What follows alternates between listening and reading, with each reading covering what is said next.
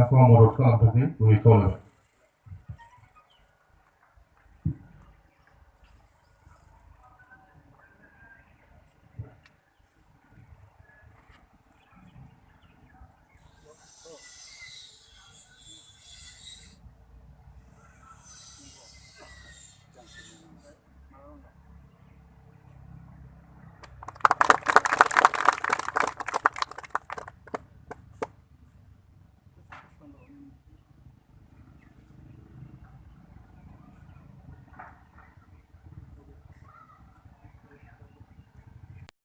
दिनै लकडाउना फ्राय खुलिदोंब्लाबो गोबां बिथिंखौ नोजोर लाखिनानै जोङो गेदेरथार देग्लाय हाबाफारि जों लानो थिग खालामाखै आरो फैबाय थानाय समाव फैगोन बोसोराव दुलाराय बर' फरायसा आफादनि थिखानाय बा लाखानाय गासैबो हाबाफारिफोरखौ जों गाजा गोमजायै खुंफुंलांगोन।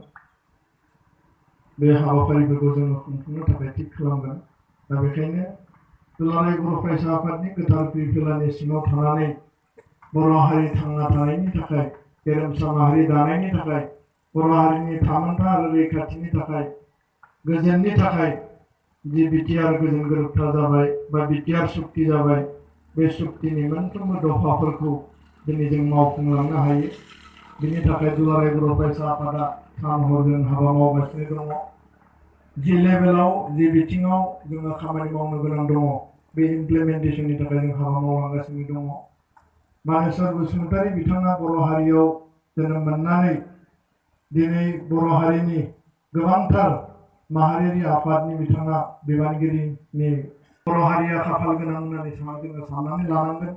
मानेस्वर बसुमतारी मानगोनां सार बिथांखौ दुलाराय बर' फरायसा आफादनि गिबि आफादगिरि हिसाबै आरो कनकेश्वर नार्जारीखौ गिबि गाहाय नेहाथारि हिसाबै जोङो मोननानै दिनै बर' हारिया दुलाराय बर' फरायसा आफादा 1967 मायथाइनि 15 फेब्रुवारिनिफ्राय आगान सुरनानै दिनैहाय नैबे 53 बोसोर जानोसै समाव बा 52 बोसोर जोङो अलरेडि बेखौ बारबाय। थारमाने दुलाराय बर' फरायसा आफादनि बैसोआ मोनसे गल्डेन जुबिली जोङो क्रस खालामबाय।